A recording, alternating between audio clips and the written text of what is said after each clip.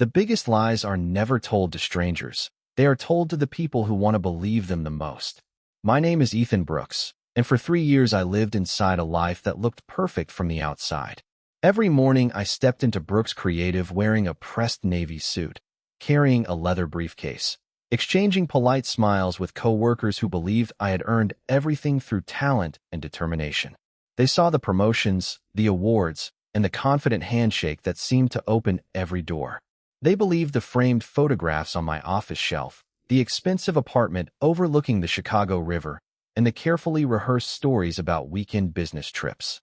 None of it was real. Every success rested on a single lie, so carefully maintained that even I had started believing pieces of it.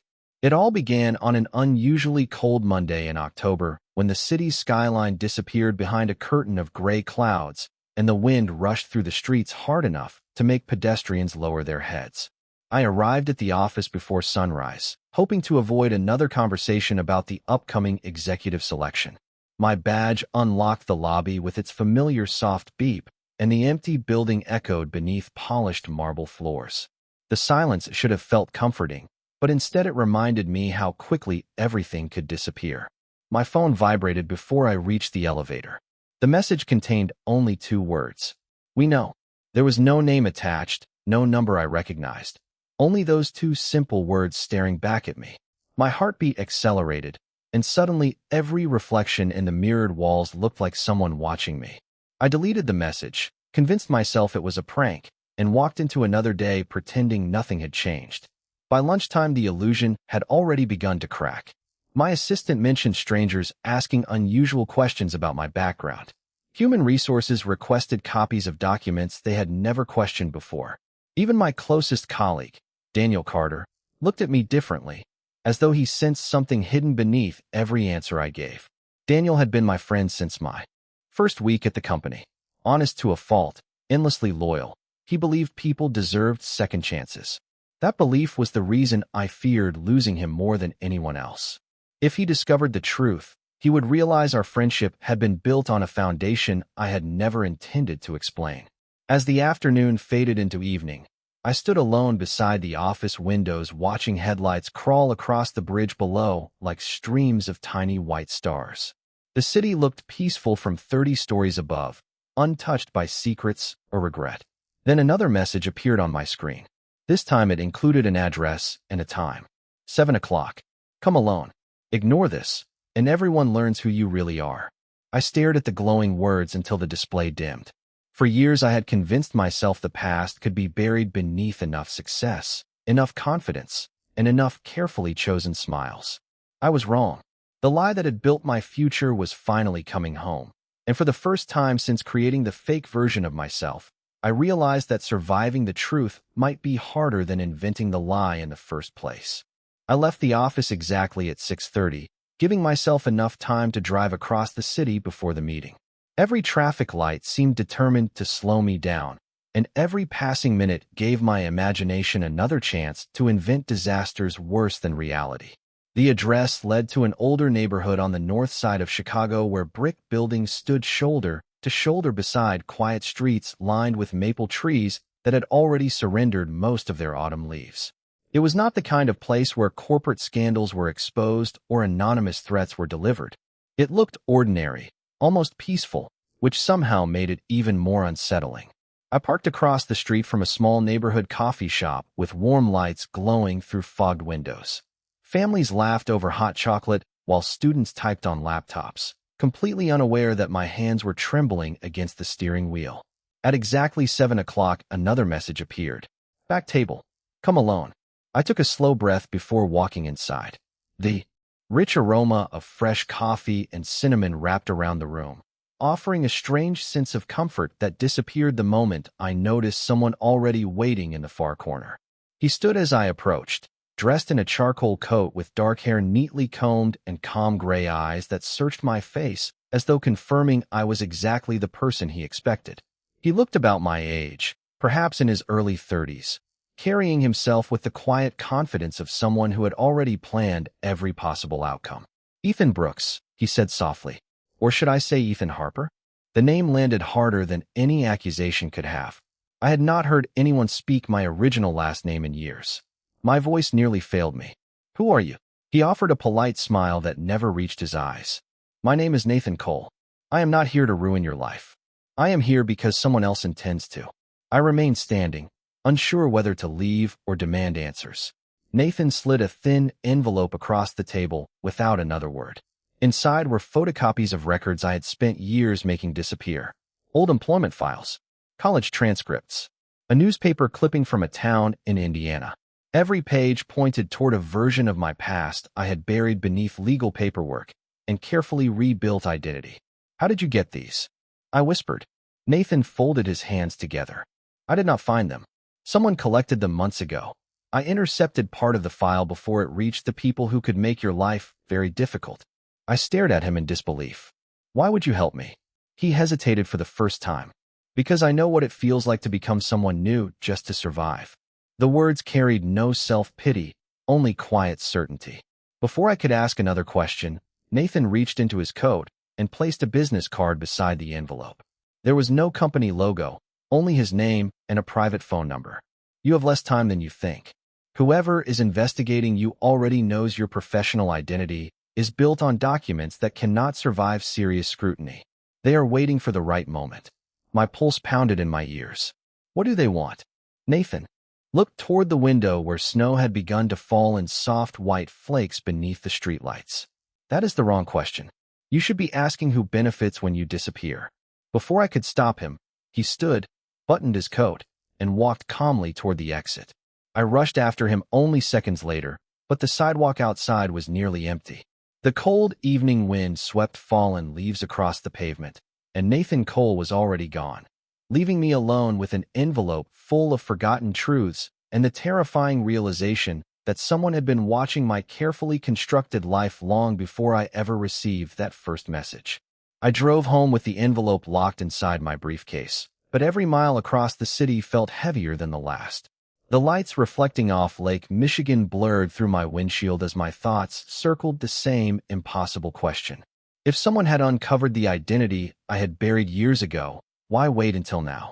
My apartment greeted me with familiar silence, the kind I had once appreciated after long days at work. Tonight it felt different. Every room seemed unfamiliar. Every framed photograph suddenly looked like evidence instead of memories. I locked the front door, closed every blind, and spread the documents across my dining table. There it was again, the name Ethan Harper, printed neatly beside records from a life I had spent years escaping. My eyes stopped on an old newspaper clipping from the small Indiana town where I had grown up. It described the collapse of Harper Construction after financial fraud committed by my father left dozens of families without jobs or retirement savings. Although I had never participated in his decisions, our last name became a symbol of broken trust. College applications disappeared without explanation. Employers quietly rejected me after background searches. Even neighbors who had watched me grow up crossed the street rather than say hello. At 21 years old, I had learned a painful lesson. Sometimes people do not punish the guilty. They punish anyone who reminds them of the guilty. Changing my name had not been about ambition. It had been about survival. I built every accomplishment afterward through honest work, but honesty could not erase the first lie on which my new beginning depended. My phone interrupted the silence with an incoming call from Daniel Carter. I hesitated before answering. "You left pretty quickly today," he said in his usual friendly tone. "Everything all right?" I forced a calm laugh. "Just a long day." There was a pause before he spoke again. "Human Resources asked me whether I had known you before you joined the company." Strange question. My grip tightened around the phone. "What did you tell them?" "The truth. I met you here." Why would they ask something like that? I looked at the documents covering my table. Probably just updating records. Daniel accepted the explanation, but something in his voice suggested he was not entirely convinced. After we ended the call, I opened my laptop and searched for Nathan Cole. Nothing. No professional profile, no business registration, no social media presence. It was as though he had never existed. That realization unsettled me more than the documents themselves. Someone who could disappear that completely had either mastered privacy or had very good reasons to avoid being found. At nearly midnight, another message arrived, this time from an email address without a sender name. Attached was a single photograph. My breath caught instantly. It showed me entering the office building 3 mornings earlier, taken from across the street with remarkable clarity. Beneath the image were 8 simple words. Every lie leaves footprints if someone watches long enough. I rushed to the window overlooking the city below, scanning the quiet streets even though I knew it was impossible to recognize anyone from 30 floors above. My reflection stared back at me instead, looking tired, uncertain, and older than I remembered. For years I believed I had outrun the consequences of my past by becoming someone worthy of respect. Now I understood that whoever had begun this silent investigation was not interested in exposing a frightened young man who changed his name. They were studying every choice I had made since then, patiently assembling a puzzle whose final picture I could not yet see. Somewhere beyond the glass, hidden among millions of strangers living ordinary lives, someone already knew the truth about me. The only question left was whether they planned to destroy everything I had built, or whether they needed me for something far more dangerous than public humiliation. The next morning arrived without rest. I had slept for less than 2 hours, my mind replaying every message, every document, every unanswered question until sunrise painted the Chicago skyline with pale winter light. I arrived at Brooks Creative earlier than usual, hoping routine might steady my thoughts. Instead, I found the executive floor unusually busy. Human resources staff moved between offices carrying folders, senior managers whispered in corners, and conversations stopped the moment someone noticed me approaching. It was subtle enough to deny, but obvious enough to feel. I forced myself to smile, greeted everyone by name, and continued toward my office as though nothing had changed. My assistant, Claire Bennett, looked up from her desk with an expression that blended concern and hesitation. "Mr. Brooks, the board scheduled an unexpected leadership review this afternoon. They said every department head needs to update employment records before the meeting." She handed me a sealed envelope bearing the company logo. Inside was a routine verification form requesting copies of identification, educational credentials, and previous employment history. On any other day, it would have seemed ordinary. Today, it felt like a carefully constructed trap. I thanked Claire and closed my office door before reading every line again. Nothing on the form was unusual. That was exactly what frightened me. Whoever had begun this investigation understood that the safest way to expose someone was never through accusations. It was through ordinary procedures that appeared completely harmless. My phone vibrated quietly across the desk. Another message from the unknown sender. "Do not submit anything yet." Wait. Before I could react, an email notification appeared from Nathan Cole. It contained only one sentence. "Trust no process you did not initiate yourself." Attached was a scanned page from a legal filing dated almost 8 years earlier. At first glance, it looked unrelated to me, but one name immediately stood out. Richard Lawson. I recognized him instantly. He was now the chairman of Brooks Creative's board of directors. 8 years ago, he had represented one of the investment groups that suffered major losses after my father's company collapsed. My heartbeat slowed instead of racing. For the first time, the scattered pieces began forming something recognizable. This might never have been about my identity alone. Someone connected to that distant chapter of my life now occupied one of the most influential positions in my professional world. Whether Richard Lawson knew who I truly was remained uncertain, but the coincidence suddenly felt impossible to dismiss. Shortly before lunch, Daniel knocked softly before entering my office. He closed the door behind him, something he almost never did. "Can I ask you something personal?" he said carefully. I nodded. "Yesterday, someone contacted me asking whether you had ever mentioned growing up in Indiana. They knew details I never shared with anyone." I remained silent. Daniel studied my face with the same quiet honesty that had defined our friendship for years. "Ethan, I do not care where you came from. I care whether someone is trying to corner you." His words carried no judgment, only concern. I looked away toward the snow drifting beyond the office windows. Keeping my secret had always meant protecting myself by keeping everyone else at a distance. Yet standing there, I realized isolation had become another kind of prison. Before I could answer, every computer monitor in the office suddenly displayed the same company-wide notification announcing that all executive personnel files would be reviewed immediately following the afternoon board meeting. Around me, phones began ringing and doors opened across the hallway as employees discussed the unexpected announcement. I looked down at the verification form still resting on my desk and understood with chilling clarity that the clock was no longer counting days. It was counting hours. The board meeting began at 3 o'clock sharp in the largest conference room on the executive floor. Floor-to-ceiling windows overlooked the frozen Chicago River, but no one seemed interested in the view. 12 executives sat around the polished walnut table while assistants quietly distributed printed agendas. Richard Lawson occupied the chair at the head of the room, his calm expression revealing nothing beyond practiced professionalism. If he recognized my original name, he gave no indication. He greeted each executive with the same measured courtesy before outlining the company's plans for expansion, acquisitions, and leadership restructuring. To everyone else, it was another important business meeting. To me, every sentence sounded like background noise before an approaching storm. As financial reports filled the presentation screen, my phone vibrated silently beneath the table. I glanced down without attracting attention. Nathan had sent another message. Do not leave with the others. Someone wants you isolated. I slipped the phone back into my pocket just as Richard announced a short recess before the personnel review session. Conversations immediately filled the room as executives gathered coffee and exchanged opinions about the coming promotion decisions. Daniel walked beside me toward the refreshment table. You have looked distracted all day, he said quietly. If something is happening, you do not have to carry it alone. I appreciated the sincerity in his voice more than I could admit. For years I had convinced myself that trust was a luxury I could never afford. Yet every new threat reminded me how fragile a lonely life could become. Before I found the courage to answer, Claire approached us holding a tablet. Mr. Brooks, security asked me to let you know someone left an envelope for you at the front desk this morning. They assumed it was business-related. My pulse immediately quickened. Where is it now? In your office. I excused myself and walked briskly through the quiet hallway.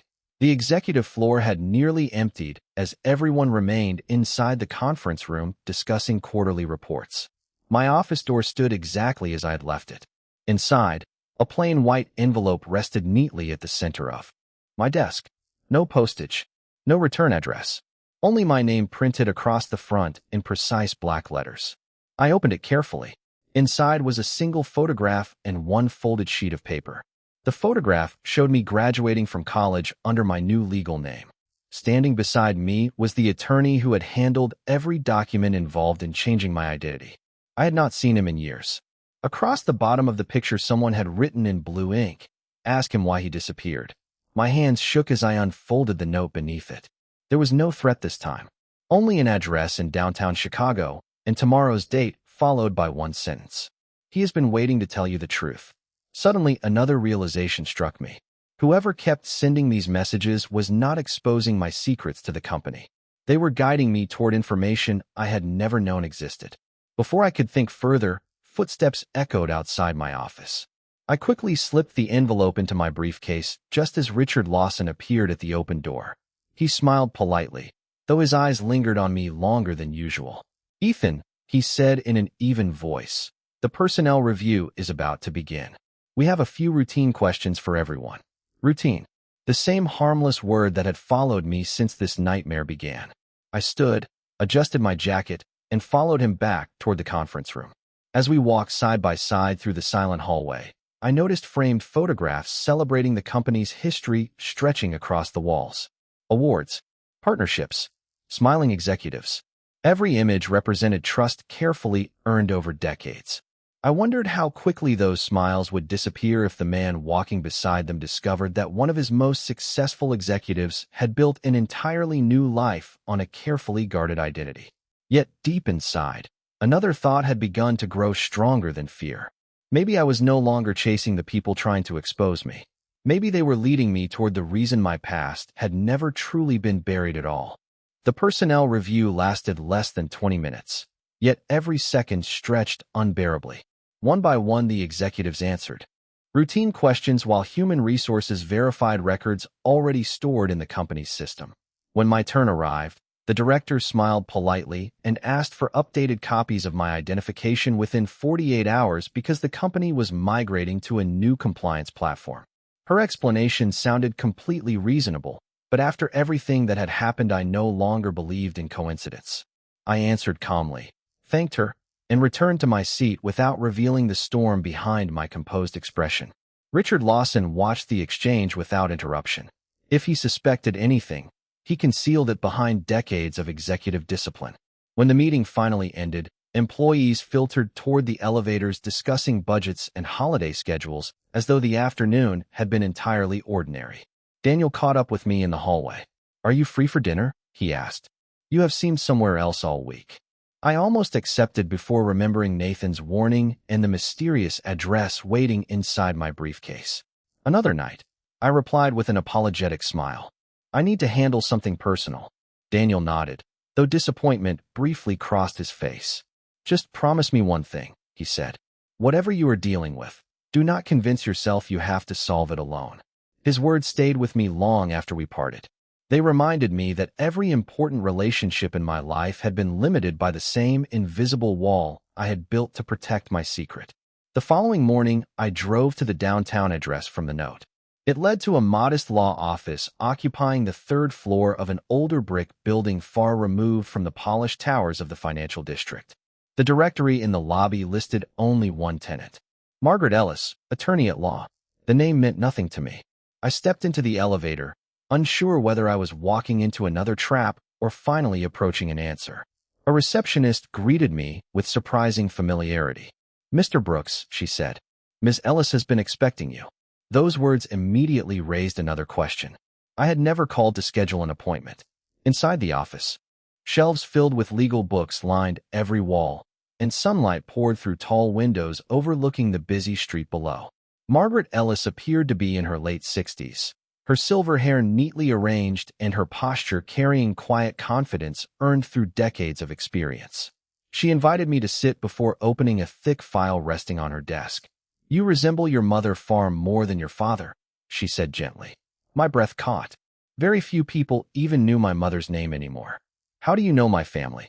I asked. She folded her hands. "Because I represented your mother during the final months before she passed away." The room suddenly felt smaller. I had never been told she worked with another attorney after our family collapsed. Margaret reached into the file and removed a sealed envelope bearing my mother's handwriting. Across the front was written only one sentence: "To be opened when Ethan is finally ready to know why we let him disappear." My hands trembled as I accepted it. "She left this almost 9 years ago," Margaret explained.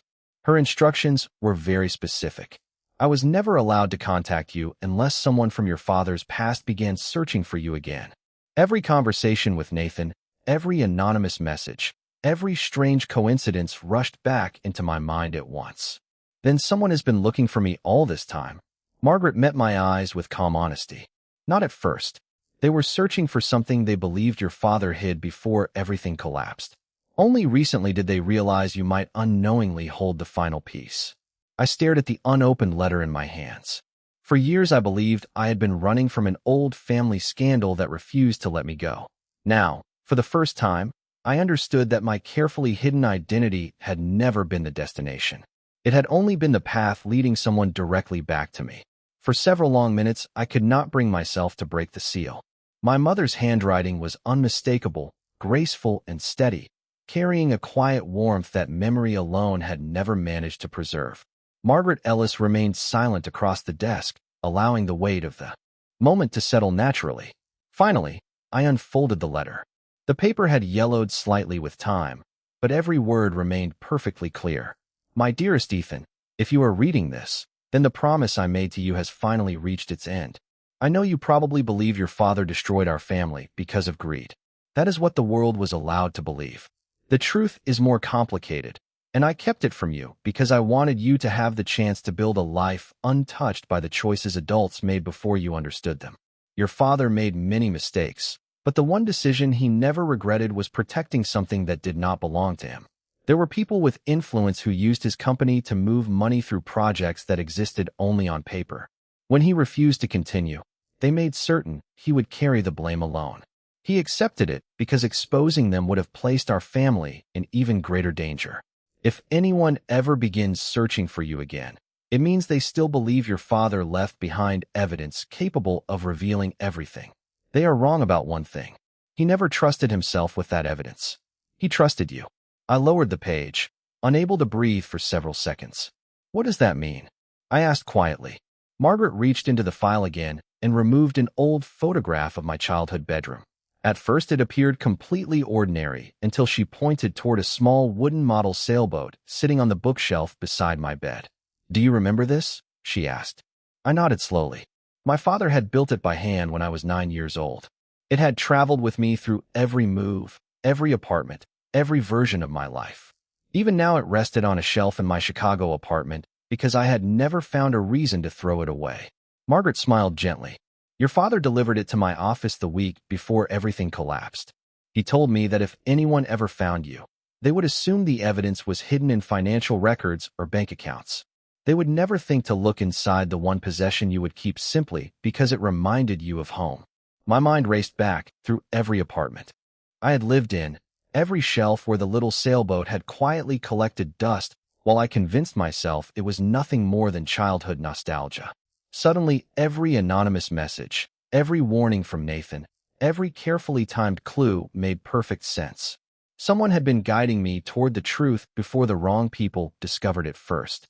As I carefully folded my mother's letter, my phone rang again. This time it was Daniel. The moment I answered, I heard tension in his voice. Ethan, where are you? He asked.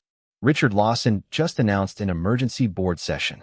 He specifically asked whether anyone has heard from you. I do not know what is happening, but something feels very wrong. I looked toward the office window where downtown Chicago stretched beneath a cold winter sky. The little wooden sailboat suddenly seemed far more valuable than I had ever imagined, not because of money, but because it carried the final piece of a story someone had spent nearly a decade trying to erase. For the first time since this nightmare began, I understood that my greatest fear was no longer losing the life I had built. It was reaching my apartment too late and discovering that someone else had already remembered the one object I had forgotten to question. The drive back to my apartment felt endless even though traffic moved faster than usual. Every red light became an obstacle. Every passing block another reminder that someone else might already be searching the place I had called home for years. Daniel's warning echoed in my mind alongside my mother's letter. Richard Lawson wanted to know where I was. The mysterious messages had led me toward the sailboat. Nathan had repeatedly stayed one step ahead of everyone involved. For the first time, every thread of the story seemed connected by a single invisible pattern. When I finally entered the underground parking garage, I noticed something unusual. The security guard who normally greeted every resident was missing, replaced by a handwritten sign explaining he had stepped away briefly. It was a small detail, but after everything that had happened, nothing felt insignificant anymore. I took the elevator to the 32nd floor, my heartbeat growing louder with every passing number above the door. The hallway outside my apartment appeared perfectly normal. No damaged locks, no signs of forced entry. Yet the moment I unlocked the door, I knew someone had been inside. Nothing had been stolen. Nothing obvious had been moved. But the framed photograph beside the entrance leaned slightly to the left, even though I always kept it perfectly straight. A bookshelf held one volume upside down among dozens arranged by height. Tiny details, the kind only the owner would notice. Whoever had searched the apartment had been disciplined enough to leave almost everything exactly where it belonged. I walked slowly into the living room and looked toward the bookshelf. The wooden sailboat still rested on the highest shelf exactly where it had been for years. At first glance it appeared untouched. I climbed onto a chair, lifted it carefully into my hands, and examined every surface. The craftsmanship remained beautiful despite its age. Smooth polished wood, small cotton sails, tiny brass fittings that my father had patiently attached one by one while I watched as a child. Then I noticed something I had never questioned before. One of the small brass screws securing the base looked newer than the others. My father had always insisted every detail matched perfectly. This single screw did not. I searched my desk drawer until I found a precision screwdriver from an old repair kit. With steady hands, I loosened the brass fastener. The wooden base lifted away more easily than expected, revealing a narrow, hidden compartment carved into the hull. Inside rested a slim metal flash drive wrapped in waxed paper together with a folded note written in my father's unmistakable handwriting. If you found this, then you finally know I believed in you more than I believed in myself. Protect the truth, not my reputation. I stared at the hidden compartment in complete silence. Years of fear, unanswered questions, and carefully guarded secrets had led to something small enough to fit in the palm of my hand. Before I could inspect the flash drive more closely, my phone vibrated with another message from Nathan. Do not connect it to any computer you own. Meet me in 1 hour. Bring only the drive. Trust no one else. Almost immediately, another notification appeared from Daniel. Richard Lawson has called an emergency executive meeting for tomorrow morning. He says it concerns company integrity. Looking from the hidden compartment to the messages on my phone, I realized the next decision would determine far more than my career. Somewhere inside that tiny metal drive rested a truth powerful enough to survive nearly a decade of silence. And now that I finally held it, every person who had been quietly moving through the shadows seemed to be closing in at the exact same moment. 1 hour later, I arrived at the quiet public library Nathan had specified, choosing a place where dozens of ordinary people came and went without paying attention to strangers. Snow drifted gently across the sidewalks as families hurried home beneath glowing streetlights, unaware that my entire future rested inside the inside pocket of my coat. Nathan was already waiting near a reading room overlooking the city.